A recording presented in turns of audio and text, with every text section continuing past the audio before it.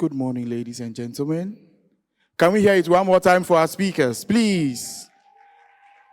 Woo! Are young people here? Good. Good morning and welcome to this morning's Youth Plenary. My name is Francis Oko Ama. I'm currently the FP2030 Youth Focal Point in Ghana, working and supporting different youth-led organizations, Young Leaders for Change, Youth Community, AFRIAN, and a host of other youth-led organizations. This morning, we welcome you to the plenary. Why are we here? What are we here to do? Now, this morning's plenary is dubbed Youth Leaders Make Bold Moves. Young people innovate, collaborate, and accelerate. We are here creating space to show you where young people take the driver's seat, sharing stories and lessons learned in innovation, collaboration on adolescent, youth, sexual, and reproductive health and rights as they accelerate towards the future we want. As we accelerate towards the future we want in adolescent, youth, sexual, and reproductive health and rights. Now, before you hear the amazing stories and work of my speakers, I know you all have a dream. What would be your ideal dream for young people's sexual and reproductive health and rights? Think about it. Maybe as you hear the amazing stories and work and dreams of my speakers and how they are making change in their community, that will inspire yours as well. And then take notes. We'll have a time to share our dreams and know how we'll get there from the amazing stories. Now, before my speakers speak, I would want to introduce them to you. And please, with a round of applause, we have Allison from USA. Allison will be talking to us about engaging men and boys in sexual and reproductive health. Please, a round of applause for Allison. Woo! We also have Benel Agosu from Benin. He will be talking about family planning in humanitarian settings. One more time. And then we have Nzisa Kiyoko, who will be looking at leveraging digital health in advancing young people's sexual and reproductive health. Please give it to it. Nice one. Reaching the hardest to reach population is a key dream for Fura Shepa from YPA Nepal. Please give it up for him. One of the key challenges for youth-led organization is participatory funding. And Dr. Hassan from Yemen will talk to that right now. Dr. Hassan, please, a round of applause. Now, showcasing youth leadership manifests in different ways. Laura Ramos Thomas will show us the unique way in which she shows leadership in her work in Brazil and Latin America. Please give it up for Laura. Now that you're ready, I want you to think about it one more time. What is your dream for adolescent and youth sexual and reproductive health? And how do we get there? We'll hear from the stories from my colleagues right now. Allison, in the next 10 seconds, will share with you how she engages men and boys in adolescent and youth sexual and reproductive health. Shall we give it one more time for Allison as she takes the stage to share her story on how she engages men and boys? Please welcome Allison. Hi, everyone. Thanks so much for being here. I'm Allison Hoover. I'm from the USA, and I am a vasectomy researcher. I know everyone in this room and watching online is working to ensure everyone has the knowledge, products, and services they need to realize their fullest reproductive rights, and I focus on the ways in which men and boys can be part of that goal. Recently, I was having dinner before flying out here to Thailand, talking with some friends about this conference and the research I would be presenting on vasectomy. And one of the men at the table absolutely peppered me with questions like, what is a vasectomy? Is it painful? And where does the sperm go after a vasectomy? And don't get me wrong, I'm a pretty fun dinner guest, but men need other ways of getting this information and getting their really important, really honest questions answered about their own fertility. Outside of HIV testing, there's really very little conversation with men about reproductive health for all. And in that space and that lack of understanding grows discomfort and grows misconceptions about the procedure and its side effects. And we talk with women and girls about tubal ligation, even when it's not the right option for them at this moment, because we know one day it might be. And they deserve knowing that information and being given the opportunity to plan. And we don't really do that for men and boys. We don't talk to them about their options, which at this point are still really vasectomy and condoms. So we educate women and girls, we expect them to manage contraception, and we continue to burden them with the primary responsibility for it. And the result of that is that 27% of the contraceptive method mix is tubal ligation, and vasectomy is just 3%. We don't educate men, we don't hold them accountable, and inequality in family planning grows as a result. I hear it all the time in my work in clinics and ministries and the halls of international conferences like this one. Men won't get vasectomies. And it's a self-fulfilling prophecy when we don't give them the education and the access to the services they need to be accountable and be part of the conversation. The other truth is that engaging men and maintaining them in the conversation does not mean less money or less focus on women. It engages them, it helps them share the contraceptive burden. How can we reach our goals of universal health coverage and family planning when we're only talking to half of the population? Engaging men is going to be absolutely critical for us to get to where we want to go. It is also a really just and worthy cause to think differently about having men in the conversation in the wake of changing legal landscapes around abortion, particularly where I'm from in the US. This is a big moment of change globally. You know, you think about the resonating echoes of COVID-19, of global economic instability, of ongoing environmental crises, and those echoes are really resonating, and they're changing the way people envision their own fertility and plan their families. Last year when I was in Bolivia, a man was at a local Marie Stopes clinic getting his vasectomy. He's 24, he has no children, and he talked about wanting to get a vasectomy for environmental reasons and feeling really concerned about the limited resources future generations may have, as well as the limited social assistance that was available in Bolivia should his partner become pregnant. Another man at this same clinic, also getting a vasectomy, also didn't have children. One of his parents died unexpectedly, and he's caring for younger siblings. And for him, he felt like he was already a father. He already was playing that fatherly role. He was already caring for children. But his path to a non-traditional fatherhood really is not acknowledged in our traditional thinking and understanding about who is a candidate for a vasectomy. So it's upon us. This is the moment, this is the time to think differently about the way that we engage men. It is an imperative, really, that we think critically about engaging the other half of the population as we advance towards these goals. We need to engage men, we need to hold them accountable to work with us towards achieving these shared goals. As a demonstration of accountability, we also need to work to expand their contraceptive options and to make education and services available for the methods that are out there, which right now is still really vasectomy. So vasectomy is an act of love. It is absolutely imperative upon us to engage men in this pursuit, and it's a step we really can't afford not to take. Thank you. Ladies and gentlemen, a round of applause for Alison. That's a bold move. Let me hear you say, that's a bold move. A bold move. Working to engage men and boys in adolescent and youth sexual and reproductive health and rights. And for a young woman like her working with men in my culture where patriarchy, and in a lot of our cultures where men, dominate a lot of spaces, it takes balls. And that's a bold move. Thank you very much.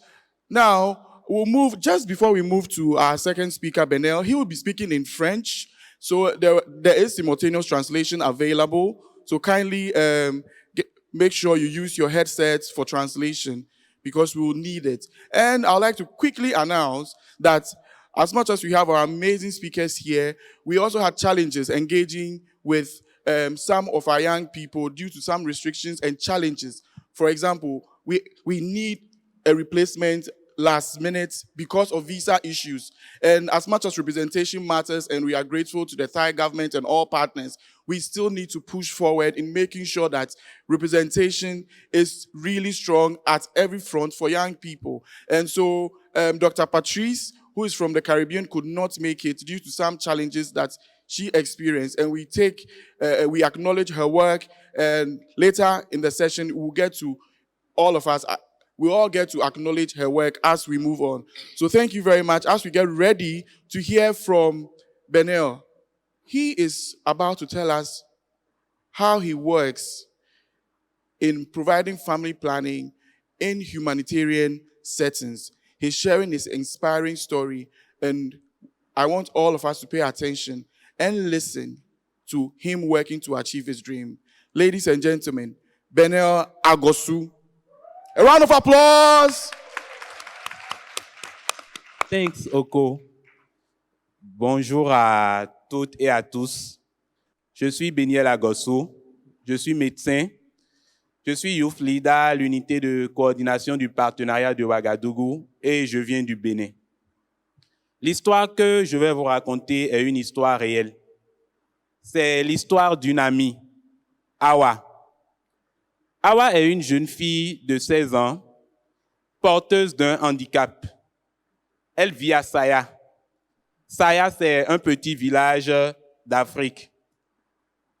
Saya traverse une crise sécuritaire, politico-ethnique, une inondation et depuis peu, un pic d'Ebola.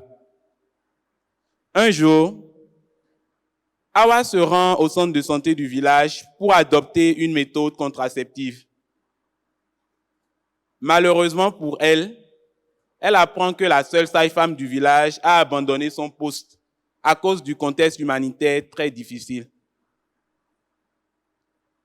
6 mois plus tard, ma chère amie Awa se rend compte qu'elle est enceinte. Ne pouvant garder la grossesse et vu le cadre légal très contraignant dans son pays, elle recourt à un avortement clandestin, dont elle garde les séquelles jusqu'aujourd'hui.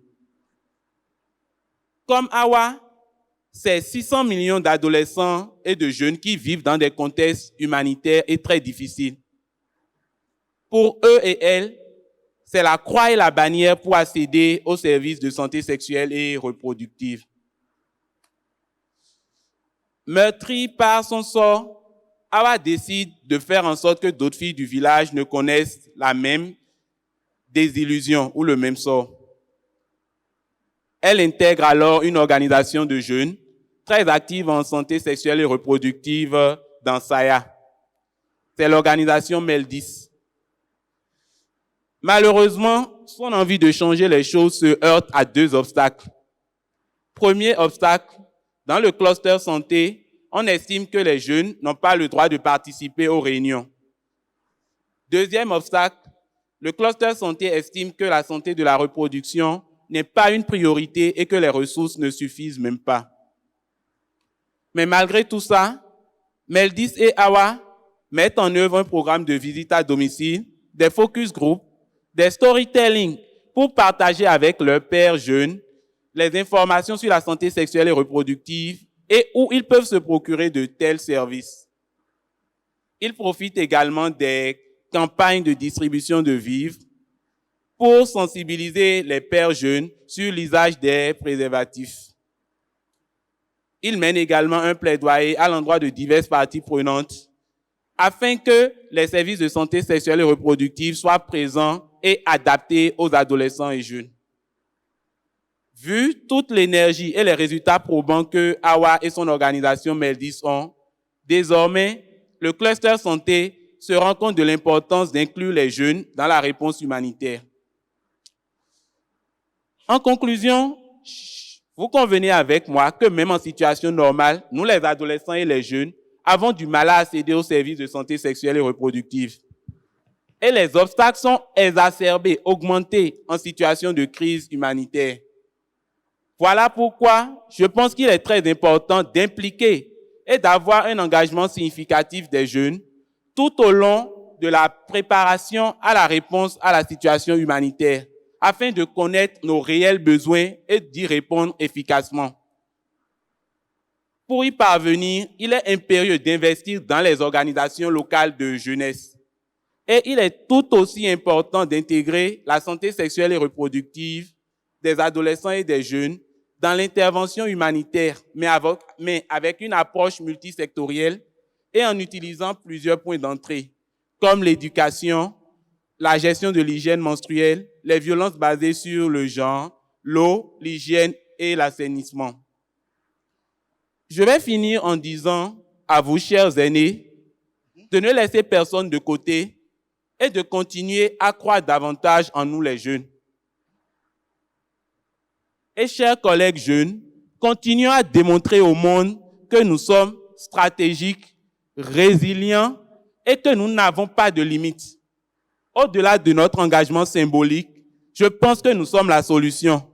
Oui, nous les jeunes, nous sommes la solution. Okay, you will leave me to tell my conclusion in English. I say that, dear elders, please continue to trust in you, in us, young people.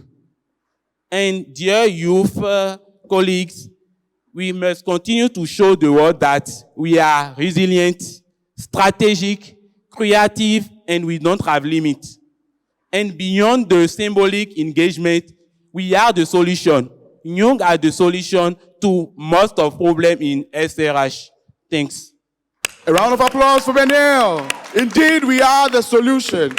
And the story of our RC shared is the reality of many young girls around the world.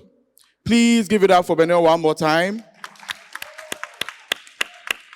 Now, as these amazing young people share their dreams and how they are working in their communities, we believe it's also helping you to realize what your dreams are.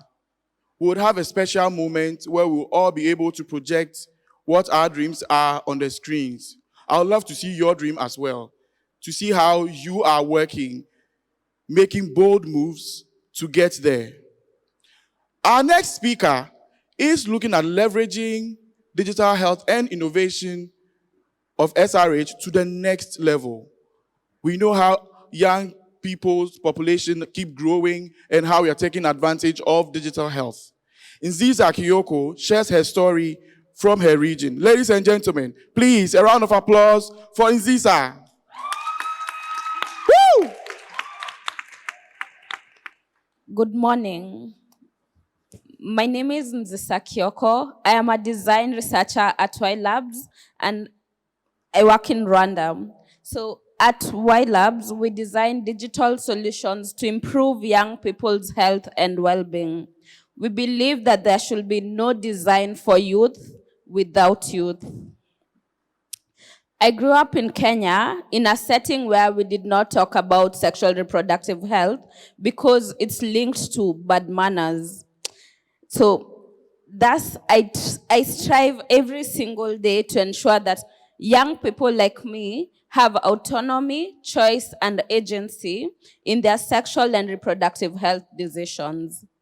Youth should never feel ashamed to ask questions in order to make those choices.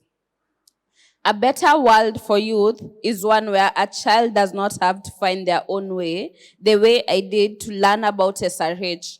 Whatever age they are, they have access to age-appropriate information. Sexuality education should not be accidental, it should be intentional. Africa has the largest growing youth population in the world, and they are increasingly a digital generation. Since 2010, internet access in Africa has increased by 600%. The digital revolution is happening, and it offers us an opportunity to reach youth with products that provide private, interactive, and engaging SRH education and linkage to care. So, what does the future of sexuality education look like? I'll share 2 digital solutions that I've been designing at Y Labs that are supporting better SRH outcomes for young people. First, Cyber Rwanda is a digital education and self-care platform that we designed with over 1,000 Rwandan youth. It helps young people access information and order SRH products in schools or youth centers, on tablets, on school laptops, or on phones. As a young girl, if I had been able to use a platform like this to access products, I would have made different choices. Imagine if I had been able to order emergency contraception from my school, if I had the solution at my fingertips. Though more youth have access to the internet, access is not evenly distributed. Data is expensive, and young people don't want to download more applications. It's not just about creating a digital solution. It's considering how all youth are going to be reached. Equity must be at the forefront of digital design, and it must be considered from day one.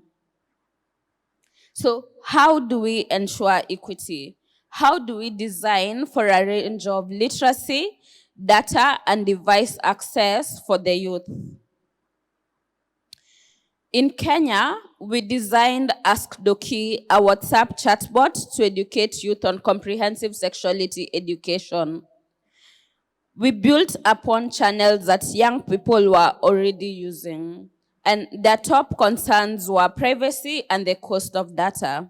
So WhatsApp became an ideal platform for us as it's offered freely and can be accessed on other people's phones with no traces. The chatbot offered multiple content options which catered to various levels of access, literacy, and comprehension for young people. This careful consideration of young people in their diversity is critical in order to equitably reach the young people at their point of need. I've shared today some examples of how we can design with inclusivity and equity in mind. We have to consult, listen to the youth, adapt to their needs, and where it calls for, create complementary solutions to ensure inclusivity. We cannot continue to solve in a silo because of the differences we have in our context and the audiences we are serving. I leave you with one more thing. Young people like me are the future of digital design. We are skilled, we are ready, and we understand this young generation's needs and priorities because we are part of them. We should lead the way in reaching other young people and ensuring that the solutions we are creating are bridging that gap, ensuring no one is left behind, and is answering to the needs of young people. A better world for young people is one where youth-driven solutions are a norm, not the exception. Asante sana. Indeed, young people are the present and future leaders in the digital revolution. A round of applause for Nzisa. That's a bold move. Let me hear you say, that's a bold move. That's a bold move. Now, in listening to all these amazing bold moves from my speakers, engaging men and boys, family planning in humanitarian settings, and leveraging on digital health and innovation of SRH to the next level, one other bold move we are about to hear is reaching hard-to-reach populations. Fura Sherpa works in Nepal. He works with the deaf youth, people who are with a hearing impaired. They are so close to us, yet they are far and hard to reach. Let's bring our attention as we write our dreams and hear from these stories. With a resounding round of applause, please give it up for Fura. Thank you, Oku. Namaste, everyone. My name is Fura Galjin Sherpa, and I am from YPA, Nepal. So I have been working as a peer educator with YPA Nepal since 2014. Working as a peer educator as a SRHR expert, it has been a wonderful journey, and making difference has been one of the beautiful things that I have done in my community and other people. Well, I belong to one of the ethnic group called Sherpa, the people who live nearby Mount Everest. Being as a tourism background, what I believe is SRHR is one of the important component and information should be shared. So beside this youth advocacy and other things, I also advocate SRHR in a peer-to-peer approach to my people in mountain area. So as we all know that CSE is one of the component of SRHR. So I, along with my team, we have been working with people with disability, especially on deaf young people. As it's very much challenging to work with people with disability, especially on deaf young people, there are various kind of challenges that we face till now. So like, what can be the challenges, right? So like the first thing is like, for people with disability, like SRHR is not much priority. Rather, their priority is focused on education, getting a proper job, or getting a quality of life. So since SRHR is like not well introduced to deaf young people, so it's quite difficult for them to bring to SRHR and CSE. Another like difficulty is when it comes to people with disability, like the resources and the allocation of budget are very much less. As like whenever like everyone do any program, like we see very less disability. Also this in family planning conference, like I see very less disability. So like whenever we do anything, like it doesn't include disability. So wherever we go, I see that problem. Also like for deaf people, like there are very less trained resource person. For example, like there are very less interpreter who understand the trauma of SRHR. That's like one of the very tough for us. And another is like, despite Nepal has very good rules and regulation policies for SRHR, but implementation has become one of the major problem.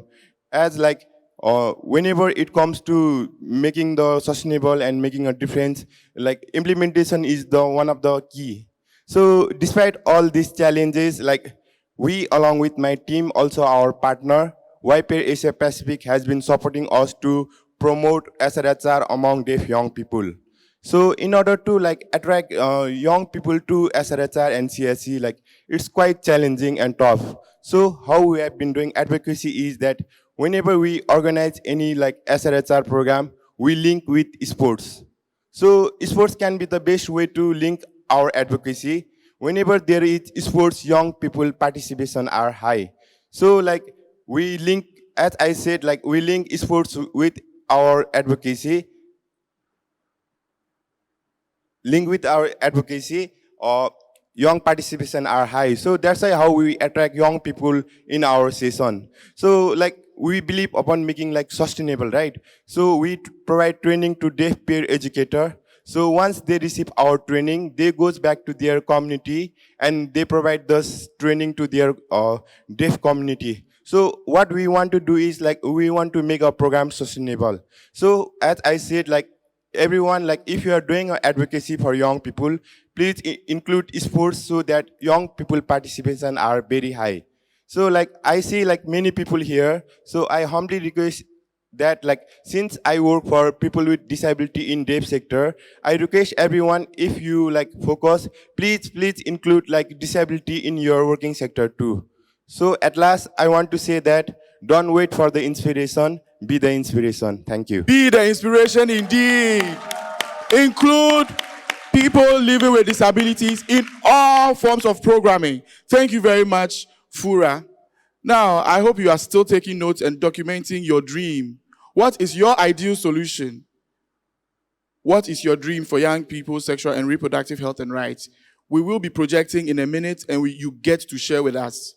Now, moving on to the next speaker, working on sexual and reproductive health and rights in conflicts and controversial countries can be very challenging. But Dr. Hassan has been very bold and leading change in his country, Yemen. So this time, I want everyone, please, with a resounding round of applause, welcome Dr. Hassan. is taking the podium. Please give him the presidential applause he needs. Yes.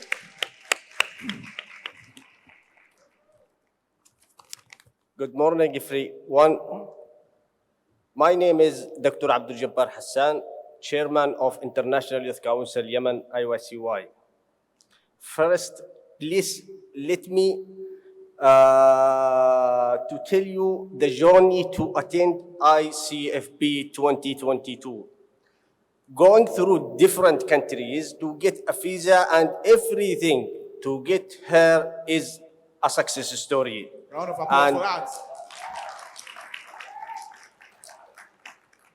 We are at International Youth Council Yemen, IYCY. We have many impact successful stories in the ground by contributing to empower, build the capacity and involvement all the young people in our project and programs.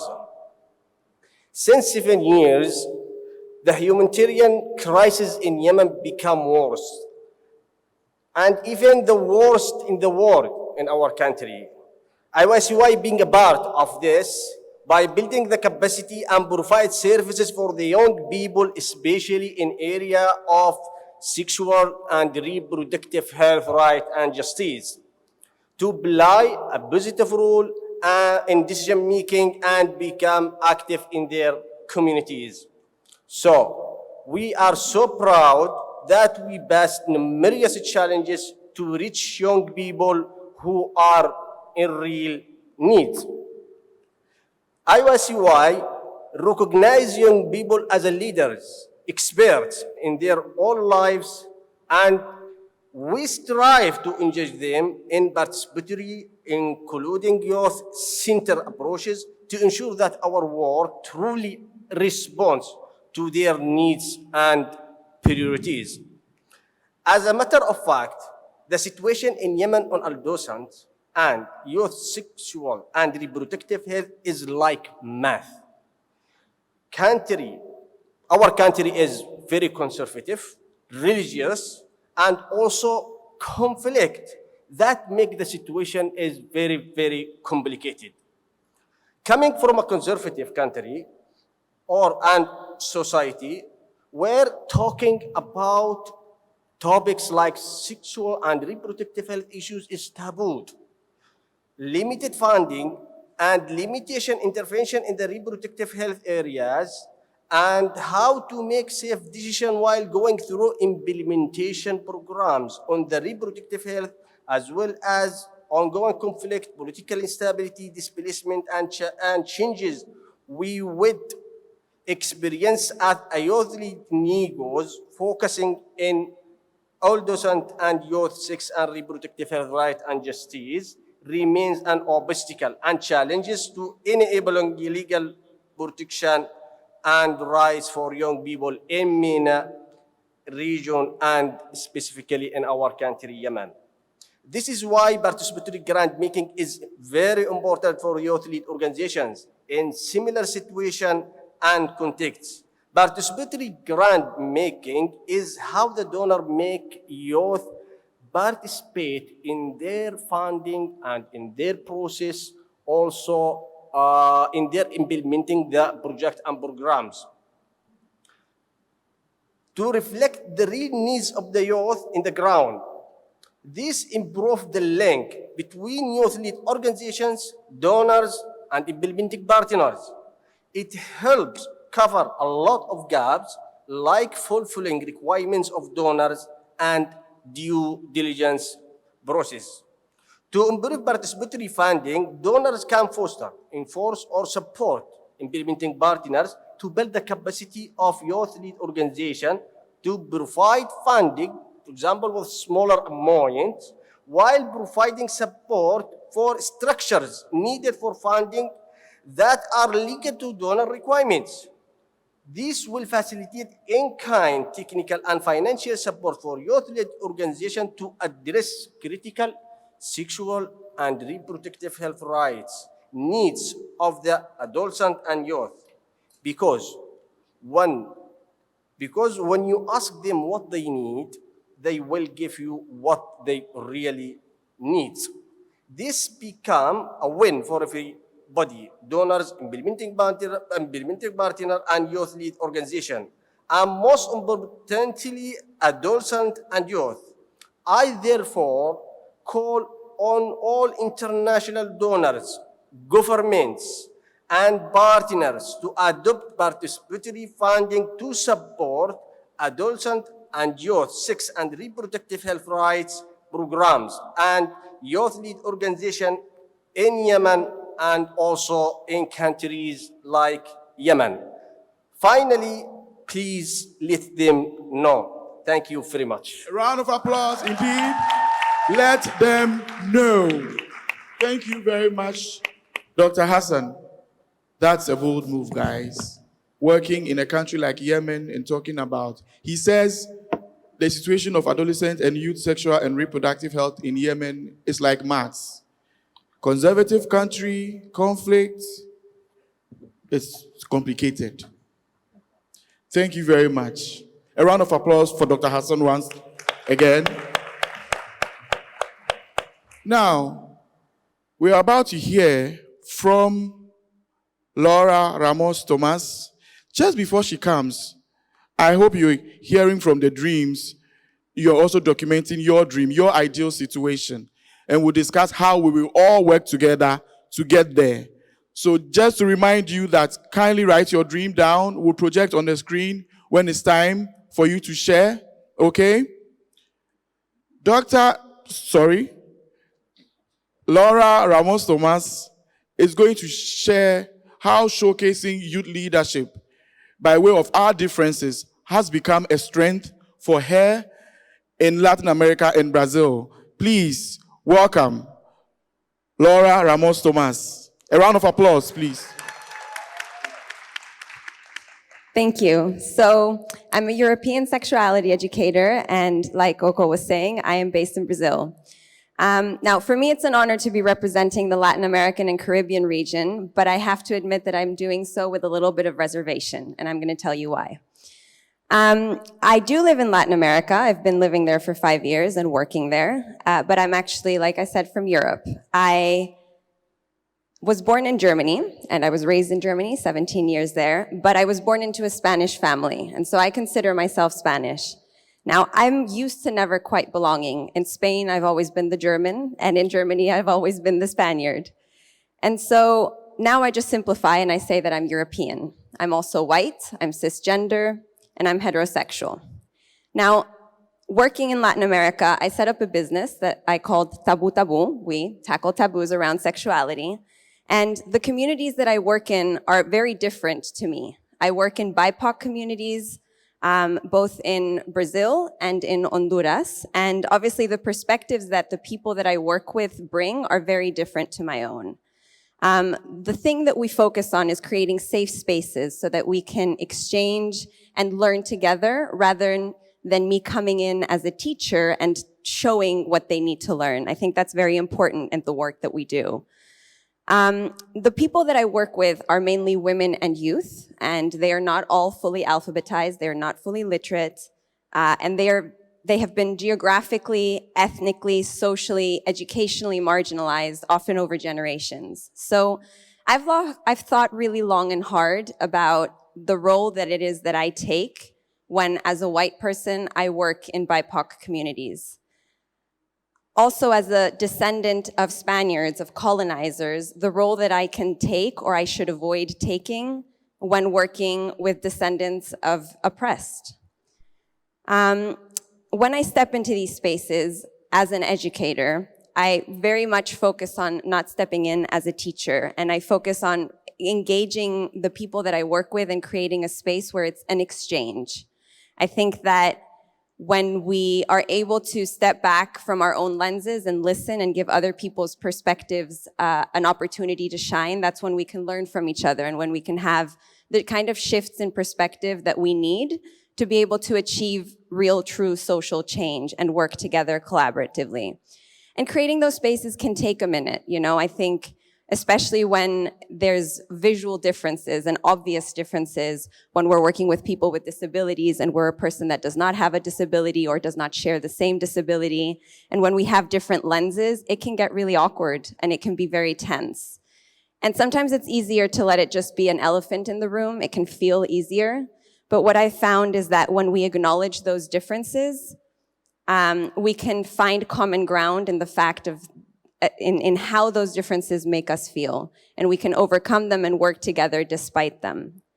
So I think that everybody's lenses have a place in a conversation, even when, for example, I bring my own perspectives into an audience or a group that doesn't necessarily share my own views. So we're on the last day of ICFP 2022, and it's been a space where we have faced the age-related elephant in the room head on, you know? It's been a space where, for me, I know it's been an honor to speak to a lot of you, and it's been an opportunity that I wouldn't have had if youth had not been actively integrated into this conference the way that it has been. But I think as we step outside of this ICFP space, we return to our own contexts, and even as we think towards the next ICFP, we should make a conscious effort to step back from our own perspectives and our own lenses and acknowledge that these lenses have limitations and actively seek to bring other lenses into the conversation.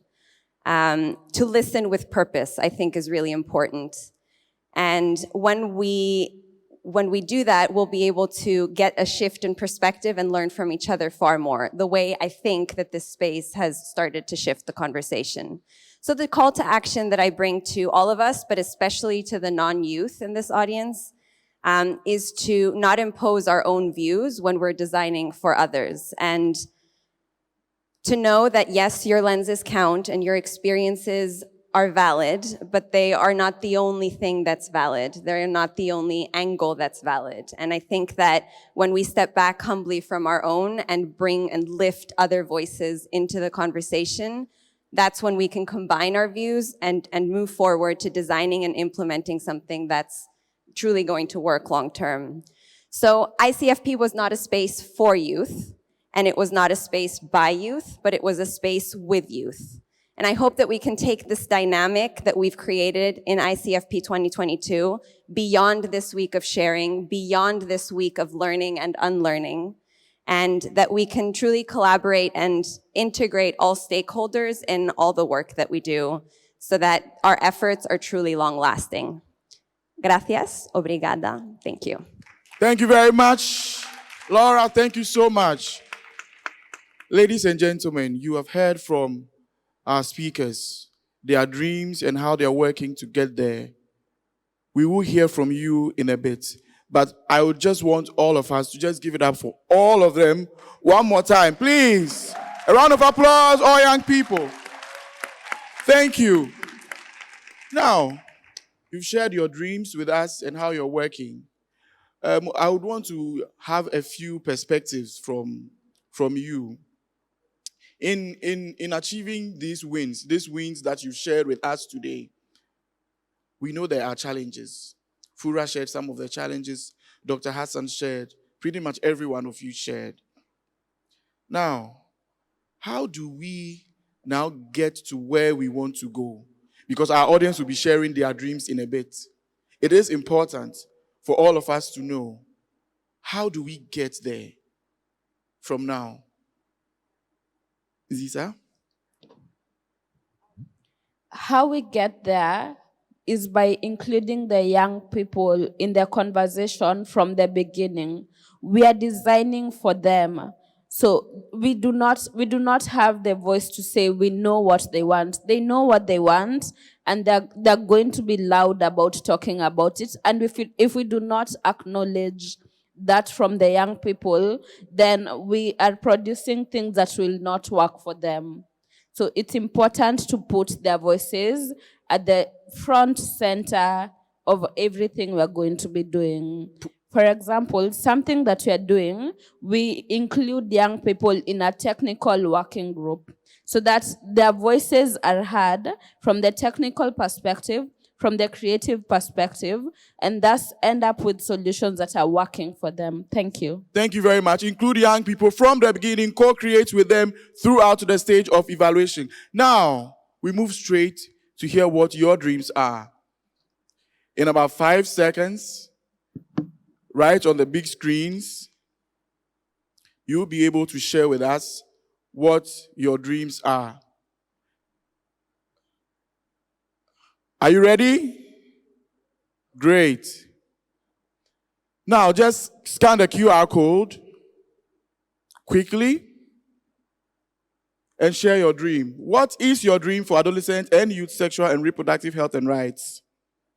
What is your ideal situation?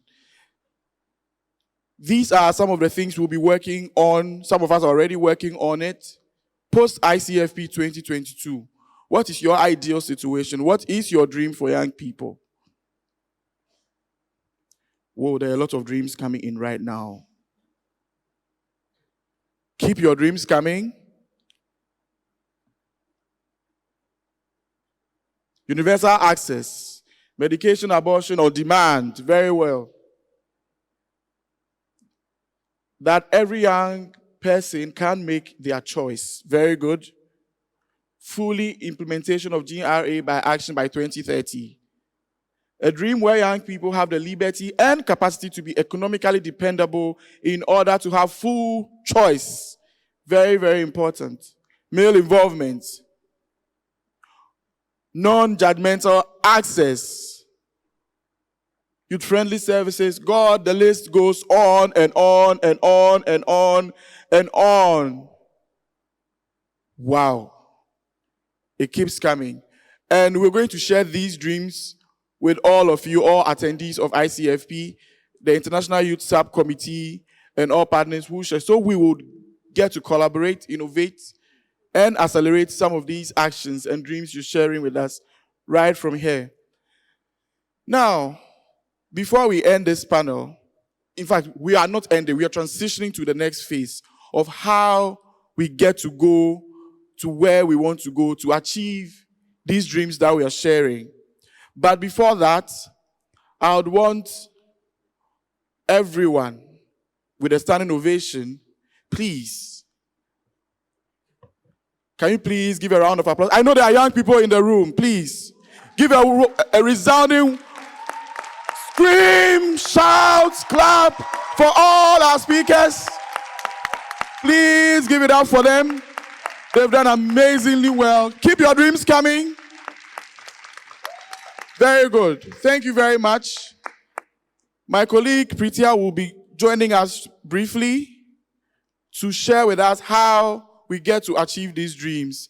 So while my speakers walk off the stage, of course, with a round of applause, let's also welcome Pritia from the GRA. Please give her a round of applause.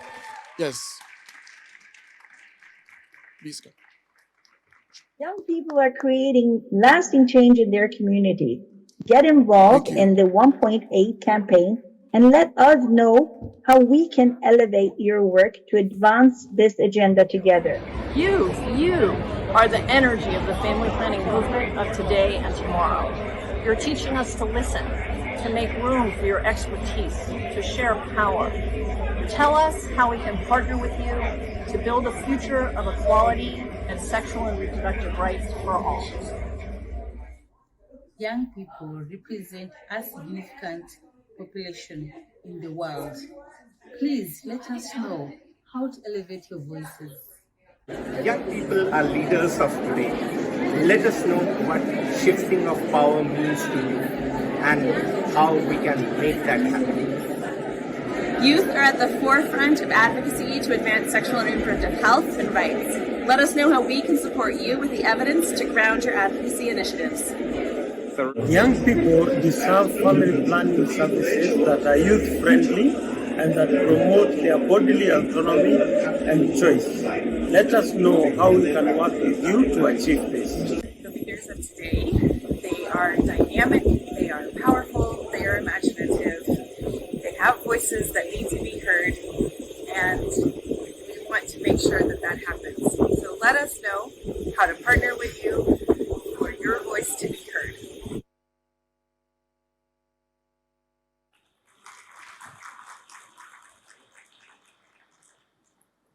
Dear distinguished guests, officials, delegates, and everyone who is watching us live stream right now, a very warm good morning.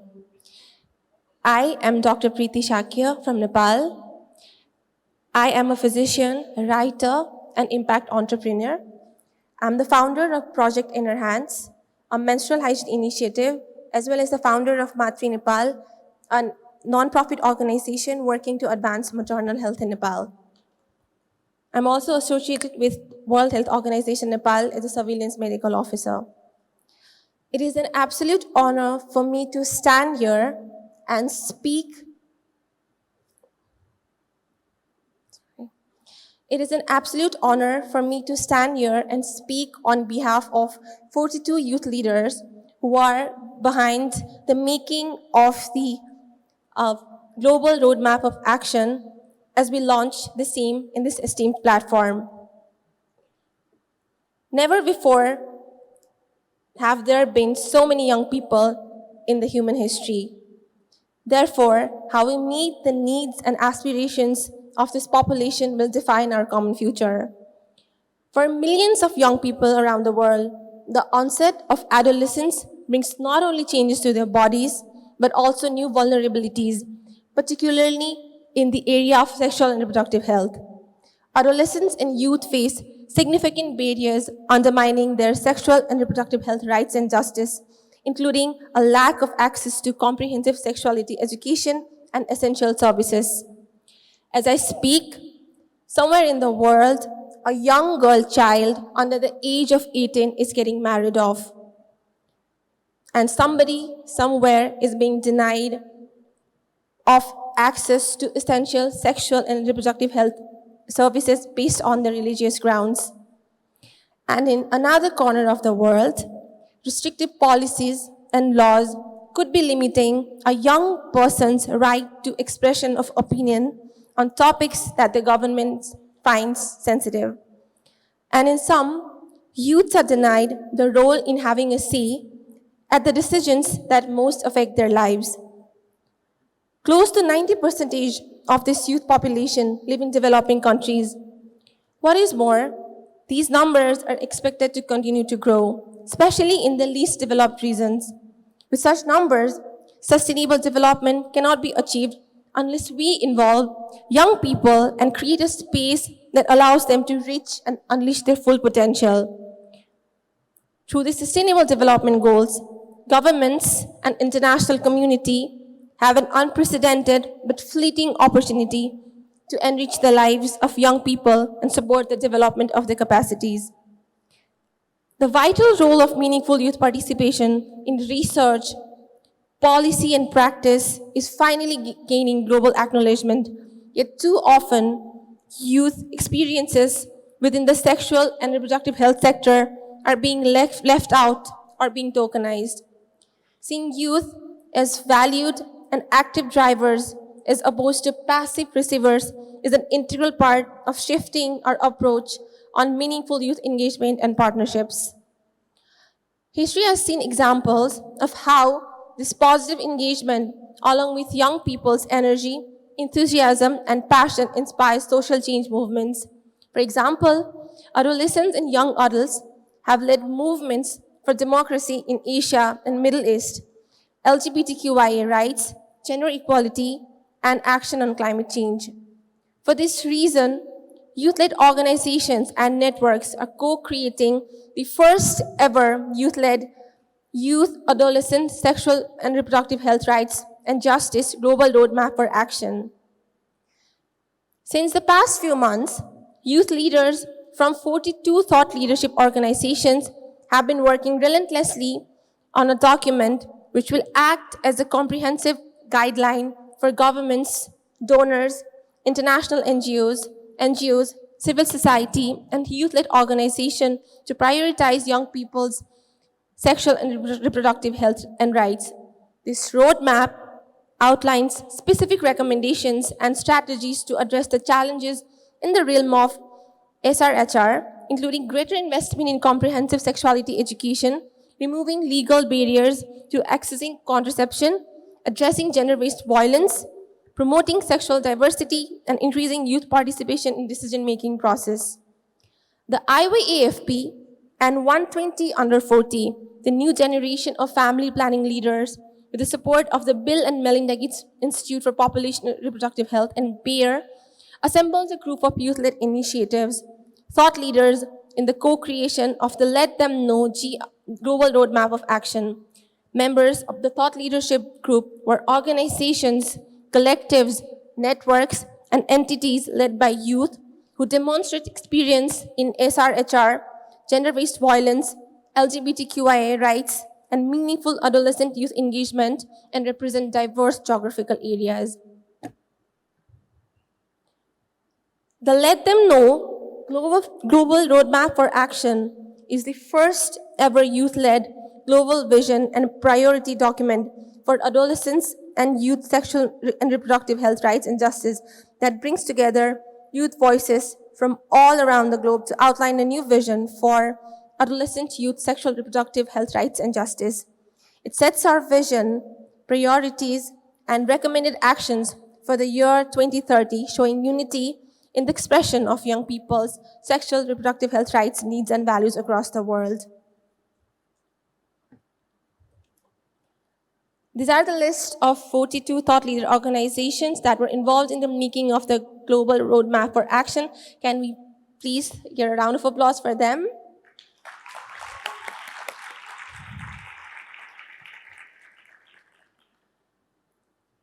The development of Global Roadmap for Action was guided on the 6 basic principles of inclusion, equity, youth engagement and accountability, integrity and transparency, gender transformation, human rights, and intersectionality. The Global Roadmap for Action outlines 5 priority areas, which includes progressive adolescent sexual, reproductive, and health rights and justice policies that highlights the role of young people in shaping the policies that most affect their lives, acknowledgement of the diverse youth identities and needs that is inclusive, diverse, and representative of youth in all their intersectional identities, meaningful youth partnerships that promotes equitable and meaningful youth partnerships, equitable adolescent youth sexual, reproductive, and health rights and justice financing, which ensures equitable, sustainable funding to youth-led initiatives and ideas, transparent data, monitoring and reporting, where comprehensive, disintegrated, transparent data on adolescents and youth is available for decision-making. The session will now be followed by a brief panel discussion, which will further elaborate on the priority areas of the Global Roadmap for Action. So can we please call on stage Justin Mello, a queer activist, one of the executive members of the University of Philippines, Babaylan, the longest existing student-led LGBTQIA organization in USA. May I have on stage Abel Fanil Tichani, a physician, human rights activist, and AYSRHR Program Director of Women and Children Welfare and Development Organization in Ethiopia.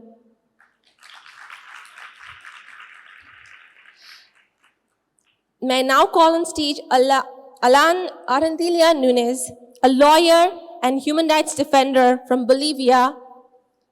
Alan is the executive director of IYAFP, a global network of young human rights defenders.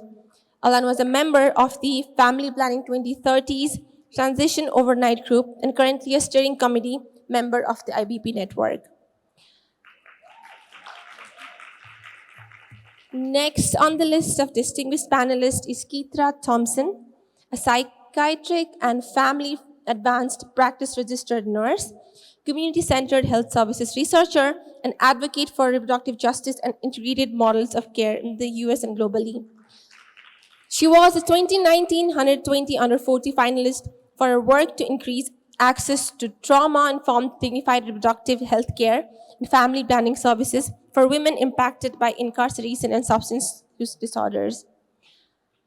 May I now call on stage Sadia Rahman, who will join our distinguished panel of panelists, a human rights activist working around mental health, AYSRHR, and climate change.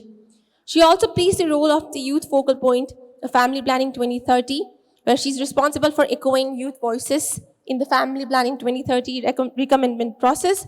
Sadia was awarded the 120 under 40 award by Bill and Melinda Gates Institute for her contribution in global family planning.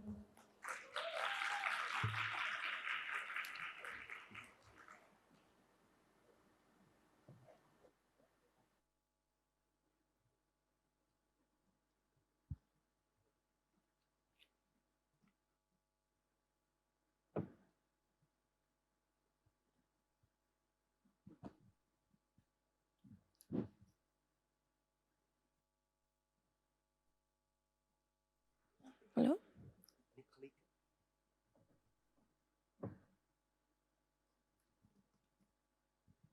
Hello? How's everyone doing?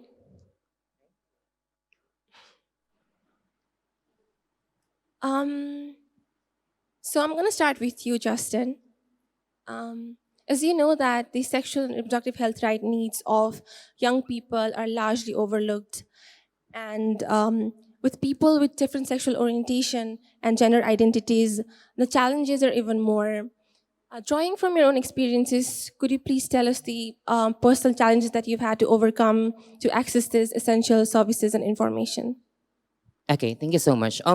So as part of the LGBTQIA plus community, and also as on my experience working with other LGBTQIA plus youth, I could really say that there are a lot of challenges that these marginalized sectors face every day. I mean, despite of the efforts of the progressive groups, the culture, I can feel that the culture of the hate and violence continue to worsen. And I believe that the queer youth have it harder or worse.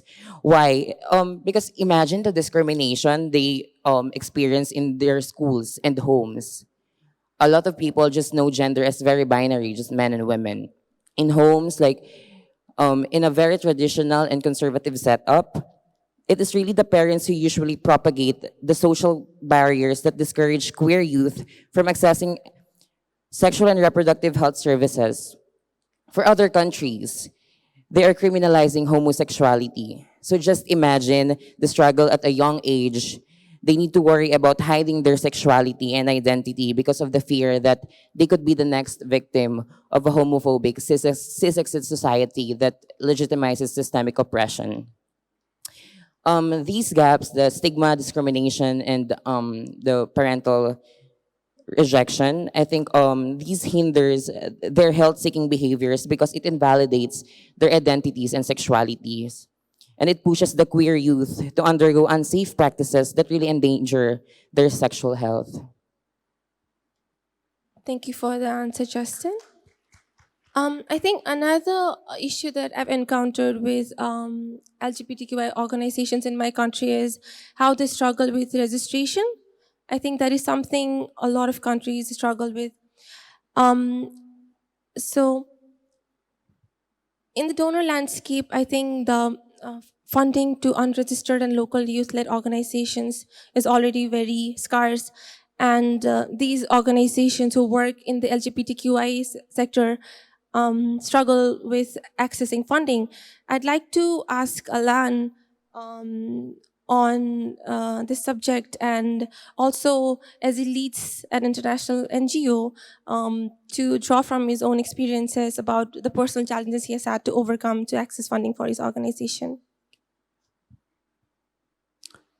Thank you for the question.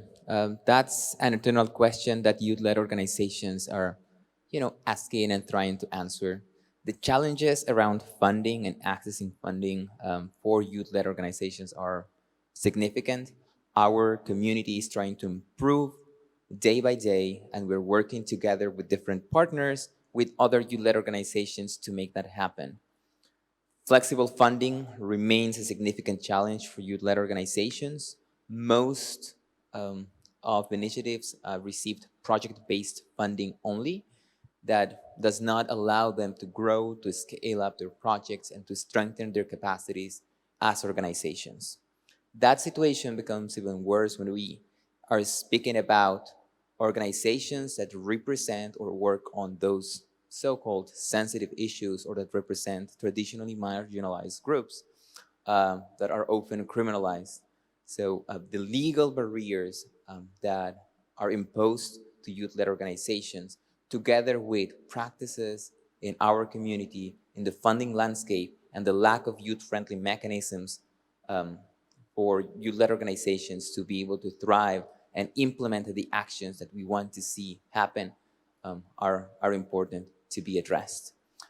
This global roadmap for action is calling all governments, different stakeholders, the private sector, donors, INGOs, and youth-led organizations to work together to eliminate those barriers. If we want to make sure that we achieve our family planning, sexual and reproductive health and rights goals by 2030, we need to make sure that youth-led organizations have adequate funding to be able to co-implement all the actions that we are, committing to deliver by 2030.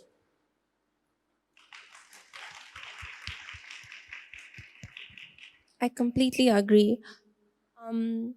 Another issue with representation in the decision-making level, I think, with people with intersectional identities, I see there's already scarce seat for youths at the decision-making table, and for youths who have intersectional identities, I think the opportunities are even less. I would like to pass this question to Keitra and maybe provide with some insights. That's a great question, Preeti. I think that we have to think about really being intentional in those decision-making spaces and how organizations and partners are inviting youth into the conversation and what youth they are targeting to invite into those conversations. Because I think oftentimes, although there's increasing interest and seats at the table for youth, are those youth actually feeling welcome and invited at that table and engaged at that table, or are they just there because we're trying to check a box? And I think that, when we're thinking about vulnerable communities of youth, that's even more important to consider. How are we really engaging with the diverse audiences and voices? And also, how are we building capacity for youth to be able to be at that table in a very meaningful way, not only for the organization's goals and objectives, but also for themselves as youth and their voices and the argument that they're, trying to make and the beliefs that they have. I think that, just another quick thing I'll say is that I think that oftentimes as we're having these conversations about how to engage youth more, there's great intention, but it's not always genuinely done in a very intentional way. And I think, as organizations are trying to grapple with how do we really meaningfully engage youth at that decision-making table, I would urge and encourage all, especially bigger organizations, to take a step back and think about how they are engaging and incorporating those people within their organization that might be younger or newer or have diverse perspectives with even the decision-making and organizational policy-making that's going on within their organization. And that's a first step, and how they will go out and include more diverse audiences of youth in their work that are not within their organization. Thank you, Keitra. I think, I agree with the concept of engaging and partnering with youths while we draft these policies and laws. So passing on the question to Abel. It is a given fact that adolescents and young people are not just beneficiaries of these sexual and reproductive health rights and justice policies, but they're also key drivers who play a crucial role in shaping these actions that improve their health and well-being. So in your opinion, why do you think it is important to have youths as the major stakeholders of these interventions and policies? Thank you, Preeti. Around 50% or above the world population are below 35 years. So, and also youth have different needs than adults. So, participating youth in policy making, in program designing and implementation is mandatory, because if you have a plan to create a better future, sustainable development at community level, the youth should have to be involved in designing projects, making policy, or give recommendation. Policy and law change is mandatory. So involving youth in every level of SRH program intervention is mandatory for me. And also, not only considering involving the youth, but also we should have to create a platform how to lead them to involve in that activity, like, most of our minority groups, like minority youth, like LGBTIQ, sex workers should have to be involved through intentionally built outreach mechanism, equal and inclusive approach to, especially basing on their human right principle, will promote the SRH service provision for youth. Thank you. Thank you, Abel. So when we talk about policy and decision making, we also know the importance of data and evidence in drafting those. Passing on my question to Sadia. Do you think that research today is youth-driven? And if not, what are some areas or issues that you think needs more research? Thank you so much for the question. Good morning, everyone. So I think data is something that is really important for all of the works we're doing in this field. And when we talk about advocacy, advocacy should be evidence-based advocacy. And but unfortunately, there are lack of adequate evidences around sexual and reproductive health and rights. And I would like to point that associated issues around this SRHR field as well, like climate change, like mental health, and how these issues are affecting young people altogether. And if you ask me if we have adequate number of youth researchers, I would say no. So it's a high time that we promote young researchers, we create more opportunities for young researchers, because when we say about that adolescents and young people should have access to informed choices, that informed choices has to be backed up by data. And not only data, that those data should be presented in a youth-friendly way, so we young people can use those existing informative data, which is very useful in our work. So sometimes if it's don't get me wrong, I respect all the young researchers, you're doing a great job, but when it's a 1,000 or 2,000 page report, we young people might not have that energy or time when we are into the roads and kind of doing our activism. So when we have a youth-friendly material to display and we are quick to access that, that's more helpful for us. So yeah, I think it's high time we start talking about data and research and having young people into that field. Yeah, I agree. A follow-up question to you. How has the lack of comprehensive and disaggregated data affected your work and with regards to funding or implementation of programs? So I can share that recently organizations like Light to Life and other organizations in Bangladesh started working around sexual and reproductive health rights justice and also climate justice. So we have seen that evidence around SRHR and climate change is not that much adequate, and especially how it's affecting young people. For example, how the barriers that young people face during disasters or maybe in humanitarian settings while they want to access quality services or information. So I think having youth researchers is important, also motivating existing senior researchers to research around or dig around that issue of climate change and SRH and how these things are connected, and also the issue of mental health. So it should be a holistic approach of finding out how all these areas are affecting young people altogether. Thank you, Sadia.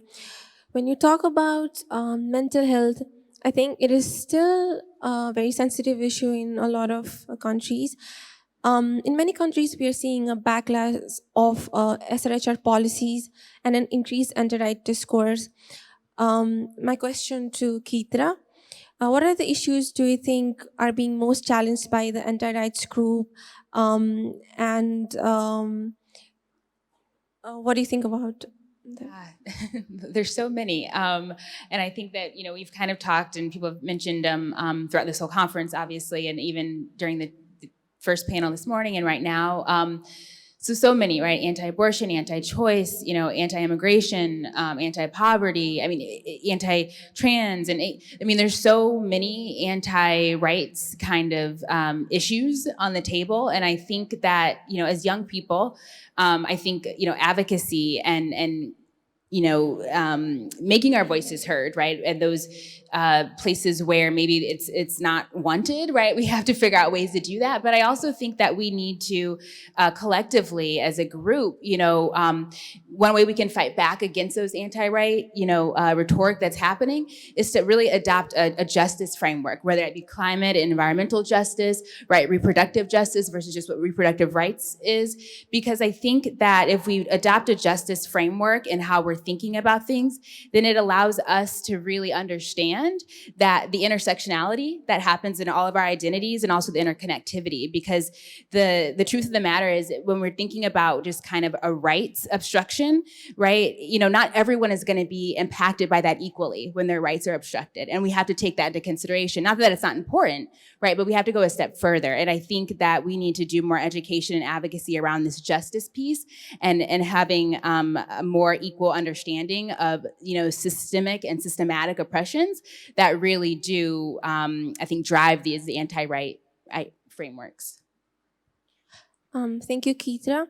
So when you talk about intersectional identities, coming back to you, Justin, based on your observation, how successful do you think are policies, programs, and interventions reaching out to these traditionally marginalized groups? And what progress do you think is being made so far, and what are the key gaps?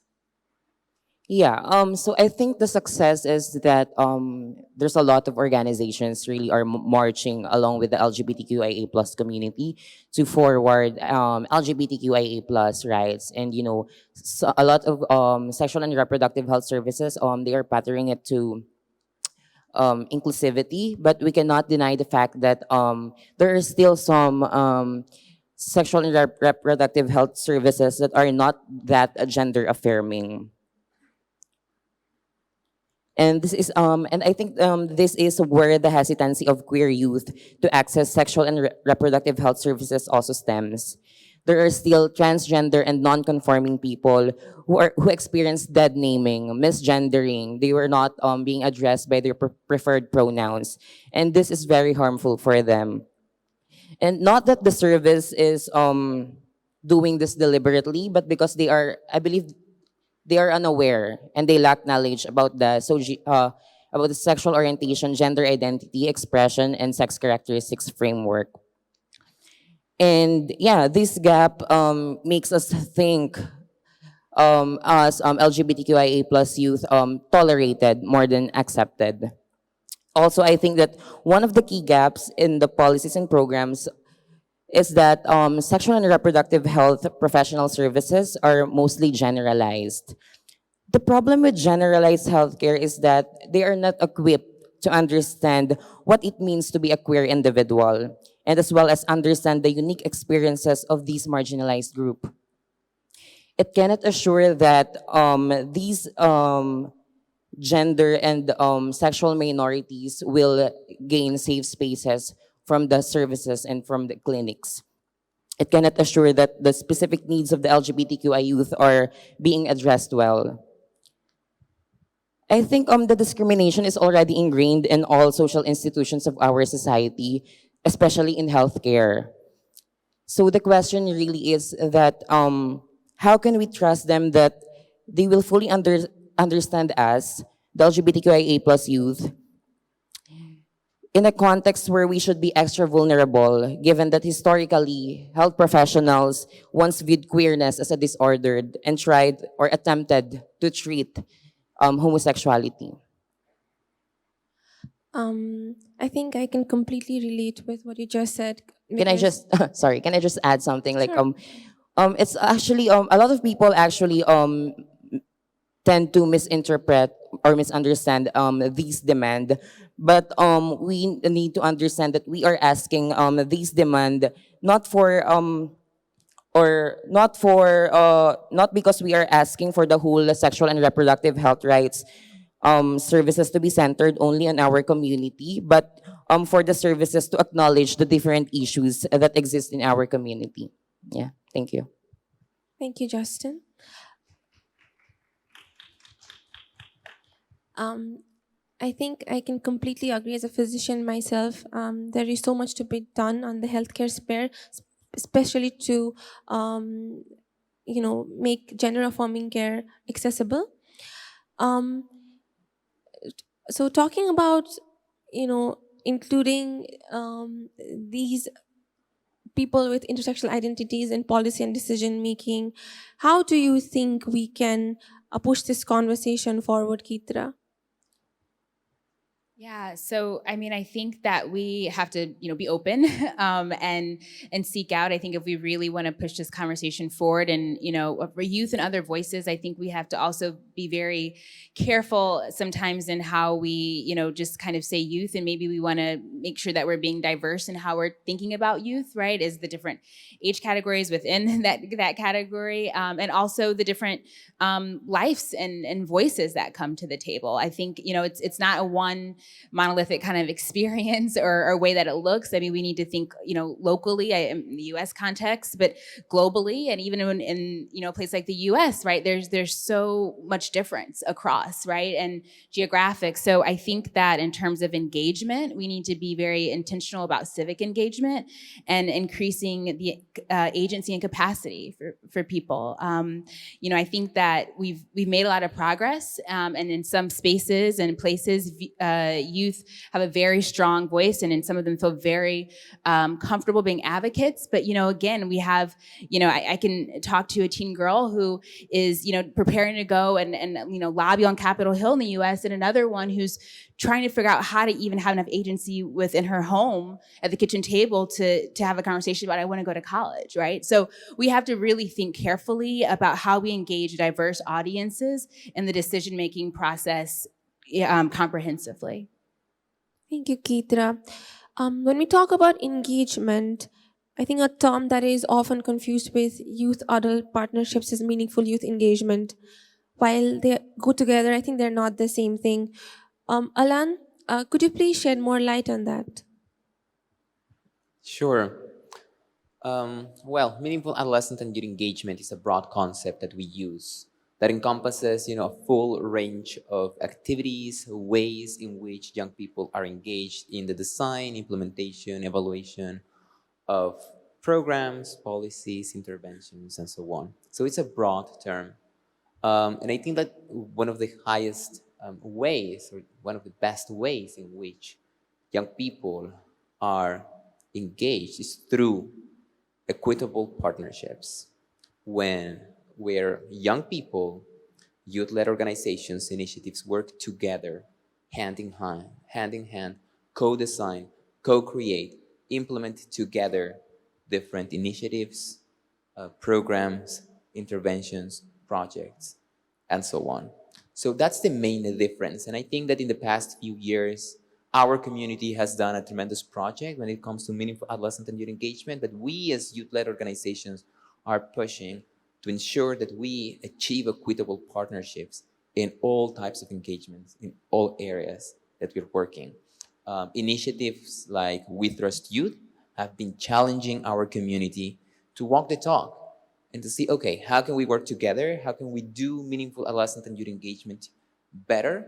And how can we learn from each other in this process, in this continuous process of trying to do meaningful youth engagement better? So that's one of the main differences between meaningful youth engagement only and equitable partnerships with youth. Thank you, Alan. To Abel, what do you think are some of the ways young people can participate meaningfully and equitably with governance and INGOs and civil society organizations?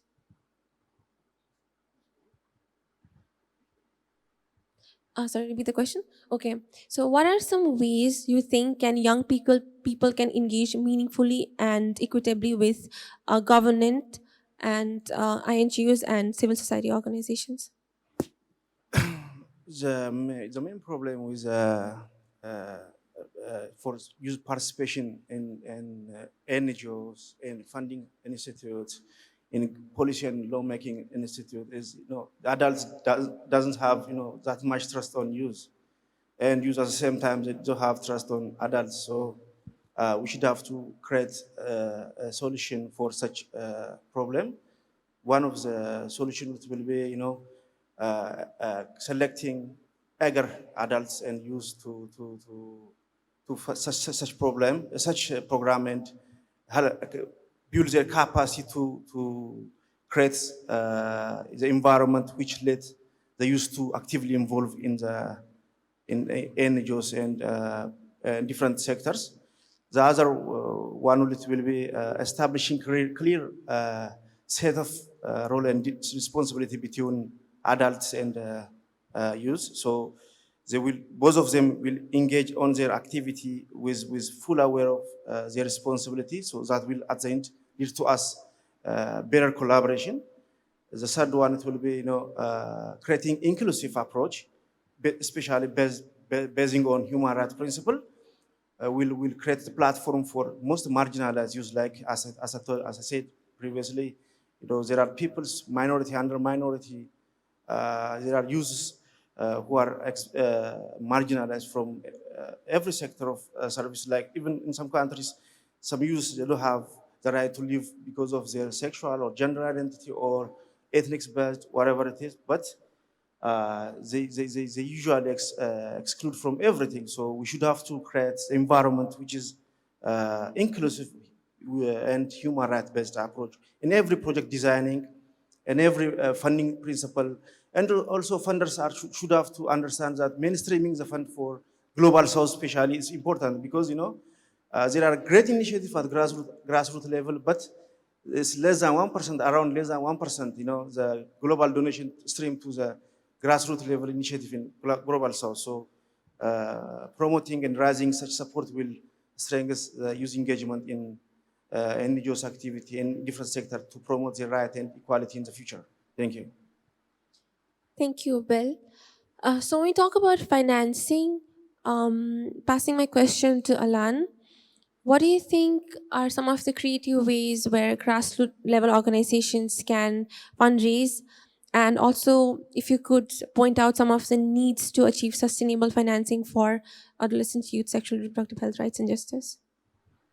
That's a very complicated question, but from the perspective of youth-led organizations, I think that something that we can do more intentionally is work together.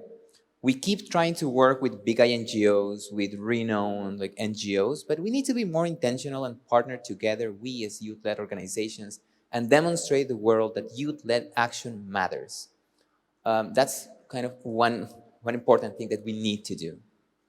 And I think that, of course, we all that work in adolescents and youth, sexual and reproductive health, rights and justice know that there is immense funding needs and gaps to achieve our goals that we have together. There are issues that are underfunded or that receive no funding whatsoever. Despite different efforts to track where money is going from donors and from different international aid agencies. So we need to make sure as young people, as the community that are here together, that we push for comprehensive sexual and reproductive health services that allow young people to, to have their needs in all their identities addressed. So I think that's something very important that we need to make sure that we take into account. So financing for adolescent and youth sexual and reproductive health needs to be adequate, needs to be predictable, needs to be sustainable, and there needs to be a strong focus on domestic resource mobilization, because it's important for governments to ensure that sexual and reproductive health and rights that are essential human rights are guaranteed in their own countries. Thank you, Alan. So I think even when it comes to funding, it is essential for data to reflect a lot of evidence, right? But I think one of the major issues that we encounter is with the youth friendliness and accessibility of data. In your opinion, Sadia, what do you think? How can researchers communicate their findings in a way that can be more easily accessible and digestible for young people to apply them in their work? I think the most important part of data and research is that we need to share the data and the research we have done. So I come from Bangladesh, and we have a law to share data, and as well as we have an act proposed in this 2020 that's called Data Protection Act. And under that act, our government can access any of our data remotely or physically. So that's also violates human rights and one of the fundamental rights, that's privacy. So we don't want that, but we want the important research that are led by government or other important or bigger organizations that to be shared with us. And also, we have an national adolescent health strategy in Bangladesh, and that says to build a robust data collection system for adolescents and young people on the behavior of their practices into sexual and reproductive rights.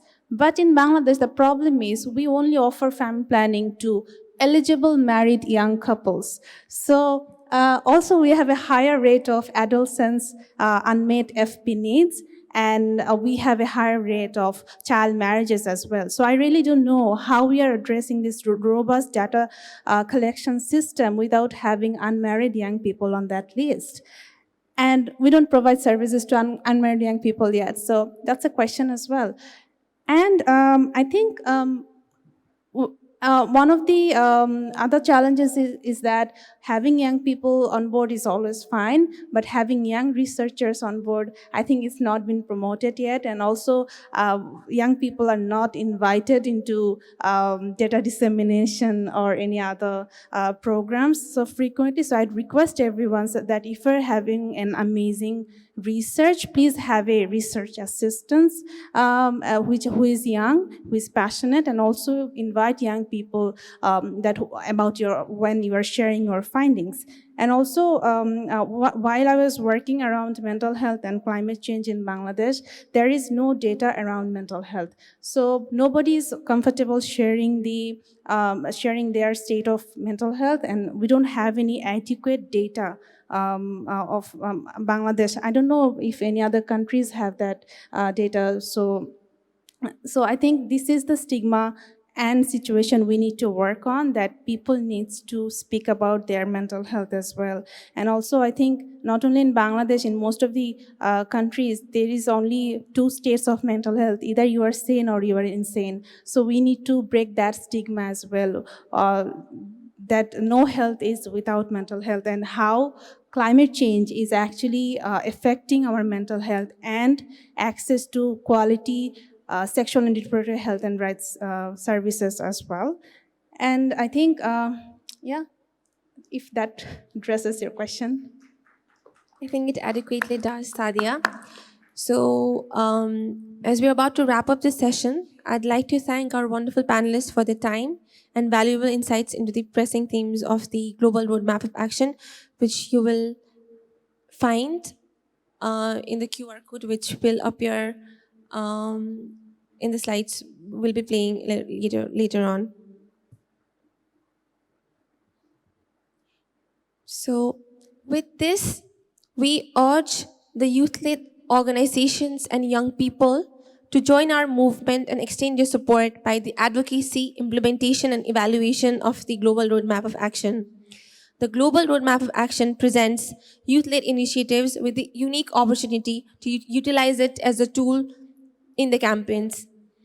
Ultimately, I think it is within our capacities and responsibilities as young people to hold our government accountable for the commitments made towards sustainable development goals.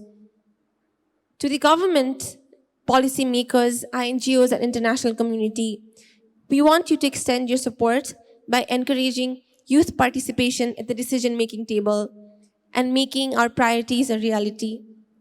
We want you to invest in our ideas and initiative while we partner equitably and meaningfully with you.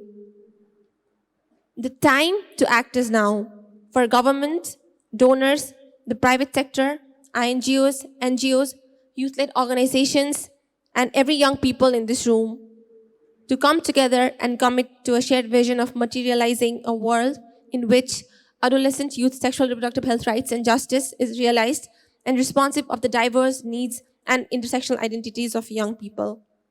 Together, we can create a world where all young people have access to comprehensive sexual and reproductive health care and knowledge and are able to exercise their rights fully. A world in which all young people have a seat at the decision-making table and have the agency to shape their policies and decisions around their AYSRHR needs that affect their lives the most. A world in which equitable, mutually respectful, and beneficial youth partnerships are the norm. A world in which comprehensive, disaggregated data on adolescents and youth is available for decision-making. A world in which young people and their initiatives receive equitable funding for the innovative ideas. And a just, equitable, and sustainable adolescent youth sexual and reproductive health rights space in which all young people in all their intersectional gender identities and sexual orientation can thrive and enjoy their sexual and reproductive health rights with dignity and respect. It is time we let them know what we want, what we need, and what we expect through this global roadmap of action. It is time we let them know. With this, I'd like to call on stage the youth leaders from all the 42 thought leaders who were behind the creation of the global roadmap of action. Can we have them on stage, please, with a round of applause?